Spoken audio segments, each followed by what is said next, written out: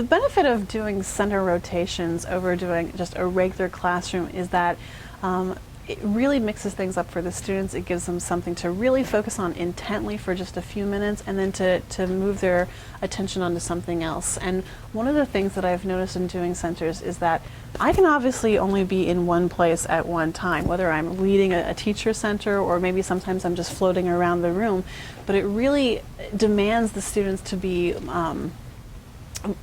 more proactive, on their own terms. They have to rely on each other. They're becoming more independent. And what I've seen is that students really will only ask the teacher for help if they really need it. And so I think they're also building that independence. But it gives them a chance to focus, on something for a short amount of time. I like for students to be able to match up and to learn from stronger students and to help each other. And typically I find that, I might have one student that struggles with translation but is really strong with vocabulary. So every student brings something to the table, and I think that they learn to share what knowledge they have. And then it really helps the whole group progress as a whole. If I could get everybody's attention, today we're going to be doing something called centers. I know we've done this before, but the idea is that we're going to be spending just a little bit of time doing one sort of activity, and then we'll be moving around. We're going to be spending about 15 minutes in each center today, and for today we're going to be moving in a clockwise formation. So when you get up, you'll be with the same groups. The first group over here, group 1, we're going to be starting and talking about the imperfect tense. And this is actually the basis for our essential question today. What we're starting out here in Unit 5 is we're asking ourselves, okay, what is the imperfect tense? This is a perfect tense. I'm going to be talking about it and teaching you about it in group 1 here. And I can break down this question a little bit more. And when I say, what is the imperfect tense? I want you to be thinking about today, how do you recognize it? How do we use it? How is it different from the perfect tense? Since that's also in the past, we've already learned that tense as well. And then how do you translate it? Basically, what makes it different from the perfect tense? That's really what a lot of these centers are going to be practicing with today. So you'll see that concept reinforced a couple times. So you'll be learning about the concept over here. Then in the second group as well, they're going to be doing a short translation. It's not as long as some of the translations in the book, because what I've done is I've taken just a paragraph out, since we're only spending about 15 minutes in each group. And I'll be working on a group translation, and there's also a list of vocabulary. So I see a lot of you have your books, which is excellent, but you may not even need your books. You might find the reference list with the vocabulary even more useful to you guys. So there's a translation, and that's getting you to see how the imperfect tense is used and practicing translating it as well. Then in the middle group here, we're actually doing a little bit of practice with derivatives. We're going to be getting into some new vocabulary with this unit, as we always do. And so this is going to be a little bit of practice with derivatives. So you're going to get a sampling of some of the vocabulary that you're going to be seeing. In group 4, I noticed on the last exam that there are some vocabulary words that are easily confused or easily forgettable. And so we're going to do some vocabulary work. So what I've done is I've got a bingo game there for vocabulary review, and you'll be able to play that in your groups. That'll be another one of the group activities. But that really pulls in a lot of the vocabulary words that are easily confused with one another, or some words that just we need a little bit more work on. So that'll give you a chance to kind of look over those. And then in group 5, that's going to be sort of our culture section. And one of the things I want to start getting to is the Roman baths. So this is where you're going to want your technology. If you have a tablet or a smartphone, you're able to use that in this center only today, but you'll be able to use that to research. I've got like a list of websites there, and you've got a task. You're going to be looking for certain things and then sort of comparing it to really understand the concept of the Roman bath and why it was important and why public bathing was totally normal for the Romans. It's not something we think of as being part of our culture, but it was something that was part of their culture. So that's just a little taste of what all the various rotations are doing. Keep in mind, though, going back to our essential question, you want to be thinking about what is the imperfect tense. That's the main question for today. So at the end of the day, you're going to be stapling all your work that you've done. You'll turn it in, but I'll also have an exit ticket. But I want to sort of introduce the imperfect tense. Now, this is not imperfect. This you will hopefully recognize as being a present tense verb. In fact, if I ask you to translate it, anyone translate it off the top of their head? What does laborat mean? Especially thinking about who's represented by that T ending. here in the Teacher-Led Center, I'm doing a gradual release exercise where I'm actually introducing new material that they have not seen before. This is brand new, comes with the unit. It's actually the first day of the unit.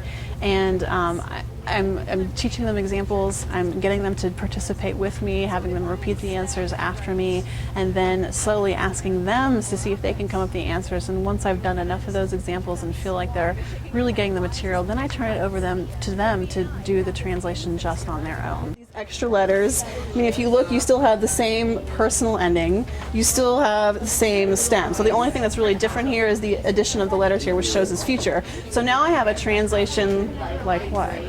How would you translate this one? If this is he, she, or it works, what do you think? He, she, or it will work. He, she, or it will work. So very similar to that is the imperfect tense. So I'm going to show you what one of the verbs looks like. And you'll see that it's actually not much different from the future tense. Here's the imperfect tense down here. Can anybody see what changed? What actually changed? Compare these two. I changed a vowel, didn't I? So yeah, like Allison said, it changed from an I to an A. And what's going on here? In the imperfect tense, I have an infix, and it's the letters BA. These are just extra letters that are added in, kind of like we add the extra letters for the future tense. And that's what makes a verb imperfect. I want you to write what you think the translation of this would be.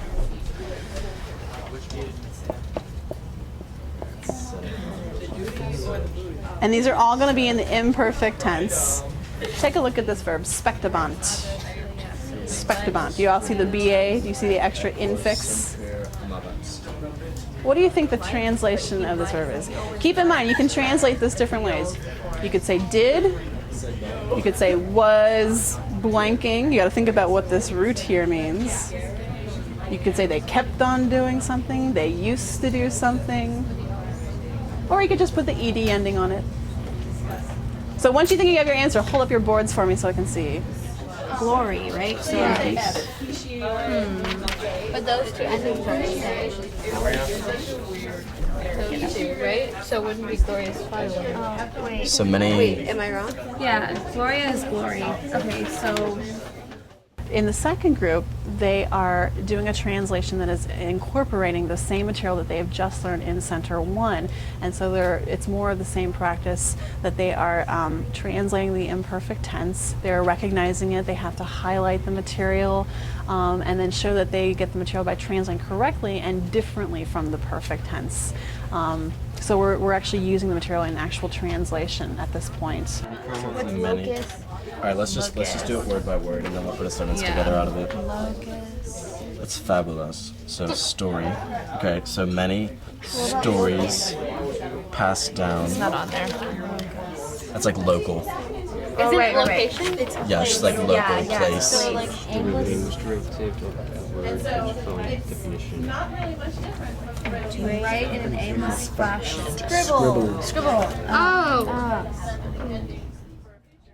Center 3, I'm doing some practice with derivatives, and this is really an opportunity to expose the students to new vocabulary.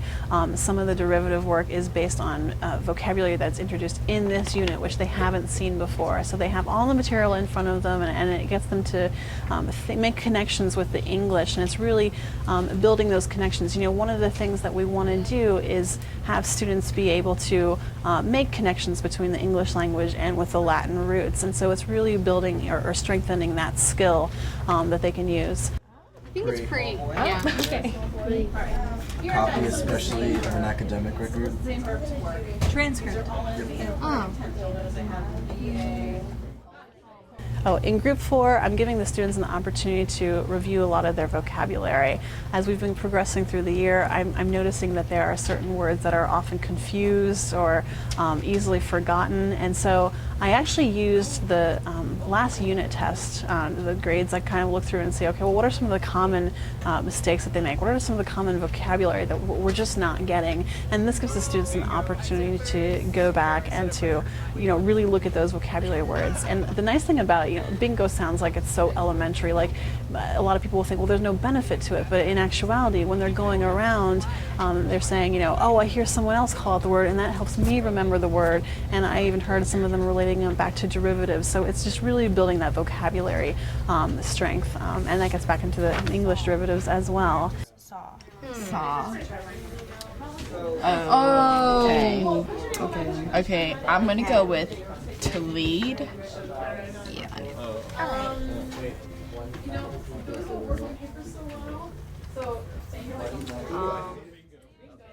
I wanted to do a culture center. So in group 5, what I'm having the students do is I've given them a list of different technology resources for the most part.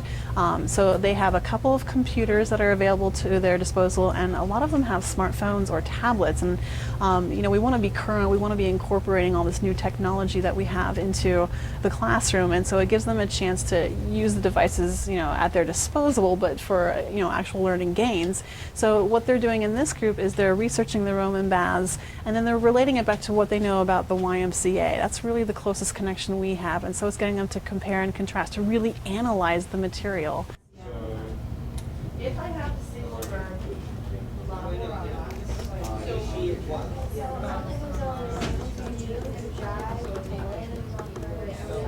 typically what I do with exit tickets is from there I can decide, okay, what more do I need to go back and reteach? What mistakes are they making? What are they not understanding?